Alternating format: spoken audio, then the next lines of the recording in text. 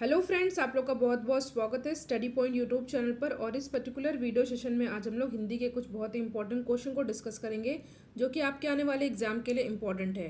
Discussion को start करने से पहले अगर अभी आप चैनल पर नए हैं और सब्सक्राइब नहीं किया है तो चैनल को सब्सक्राइब जरूर करेगा और वीडियो को लाइक एंड शेयर भी ज़रूर करें। तो चलिए आज का क्वेश्चन डिस्कस करते हैं।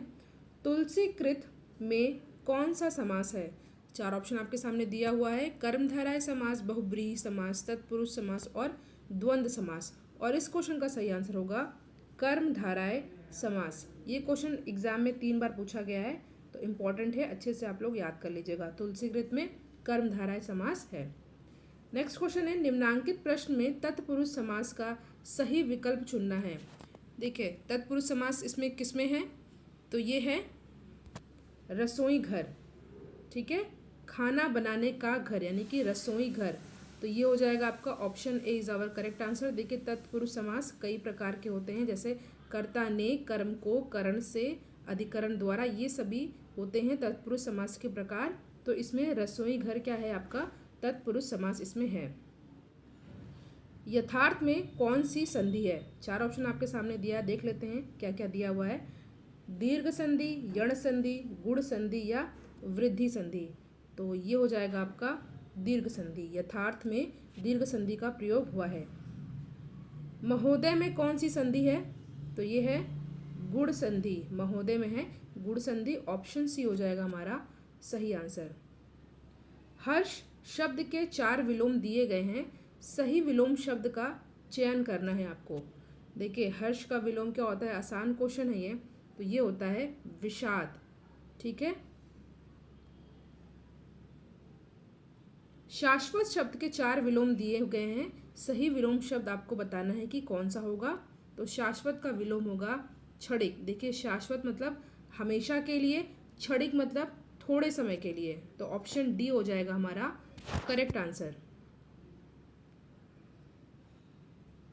नया क्वेश्चन है, निम्नलिखित कहावत का सही अर्थ आपको बताना है। कहावत है, चूहे के चाम से नागड़े नहीं मढ़ जाते, ठीक है। चूहे के चाम से नगाड़े नहीं मढ़े जाते।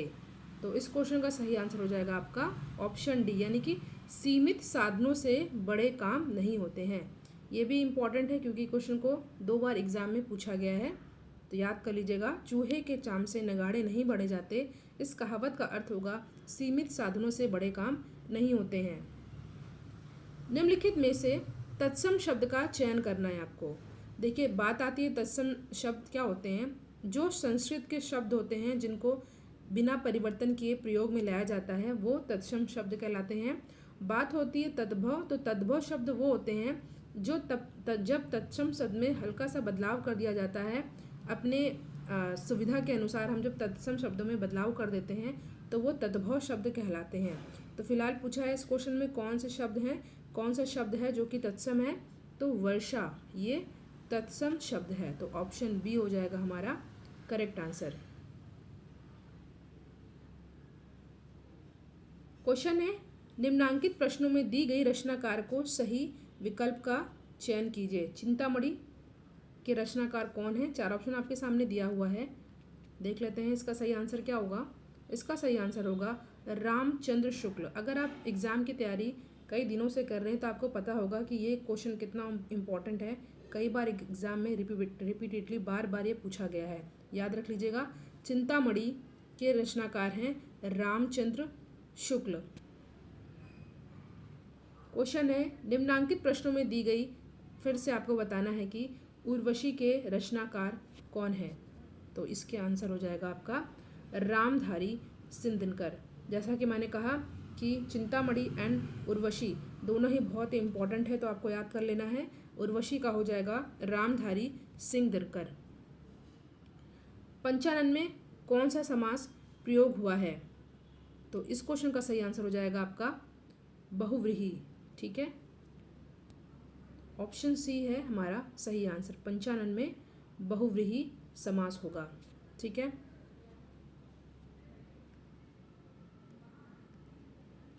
पुरुषोत्तम में कौन सा समास है? पुरुषोत्तम में समास है तत्पुरुष समास। निम्नांकित प्रश्न में द्विगु समास का सही विकल्प आपको बताना है। तो द्विगु समास का सही आंसर हो जाएगा आपका नवरत्न। देखिए द्विगु समास क्या होता है, जिसका पहला पद संख्यावाचक हो वो द्विगु समास कहलाता है। इसमें दिया हुआ है आपका,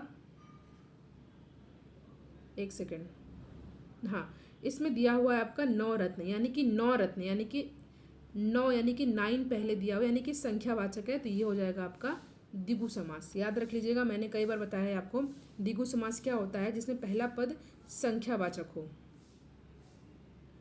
क्वेश्चन है, निम्नलिखित प्रश्न में कर्मधारय समास का सही विकल्प आपको बताना है। तो कर्मधारय समास का सही आंसर हो जाएगा आपका स्वर्णाक्षर।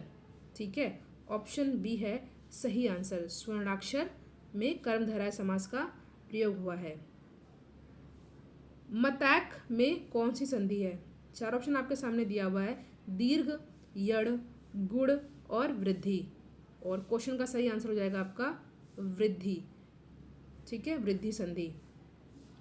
देखिए इसकी एक ट्रिक होती है, आप लोग याद कर लीजिए। देखिए यहाँ पे ए की मात्रा है ना, तो वृद्धि हो रही मात्राओं की, तो ये हो जाता है आपका वृद्धि संधि। ऐसे आप लोग याद कर लीजिए, याद रहेगा आपको। जब मात्राओं की वृद्धि होती है तो वो वृद्धि संधि हो जाता है। तो डी हो जाएगा हमारा करेक्ट आंसर। क्वेश्चन है, ध्वंस शब्द के 4 विलोम दिए गए हैं, सही विलोम शब्द का चयन करना है। तो ध्वंस का विलोम होता है सृजन। सृजन, ध्वंस मतलब विनाश करना, सृजन मतलब कीर्ति करना, बनाना। ठीक है, सी हो जाएगा सही आंसर। निम्नलिखित कहावत का सही अर्थ बताना है। कहावत है, तन पर नहीं लत्ता, पान खाए अलबत्ता। तो ये हो जाएगा आपका सही आंसर, आमदनी कम होने पर भी शौक करना। आसान है ये, ऑप्शन ए हो जाएगा करेक्ट आंसर। क्वेश्चन है, निम्नलिखित कहावत का सही अर्थ बताना है। हथेली पर सरसों नहीं जमती। तो इसका आंसर हो जाएगा असंभव कार्य की आशा करना।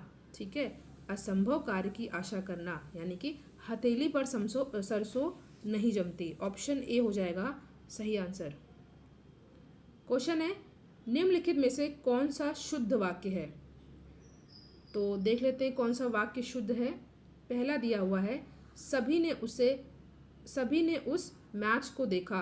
तो यही हो जाएगा हमारा शुद्ध, बाकी तीनों जो है गलत हैं। ठीक है, सबों ने नहीं होता है, सब ने उस मैच को, ये भी नहीं होगा, सभी यह मैच देखें, ये भी नहीं होगा। ऑप्शन ए हो जाएगा हमारा करेक्ट आंसर। देखिए इस पर्टिकुलर वीडियो का लास्ट क्वेश्चन है, देख लेते हैं क्या क्वेश्चन है। निम्नलिखित में से अशुद्ध वाक्य कौन सा है? ठीक है, पहला वाक्य दिया है, देखो शत्रु दौड़ रहा है। दूसरा है, मैंने आम खाया। तीसरा है, लड़ाई में जीत हुई। और चौथा है, वह जीत गया।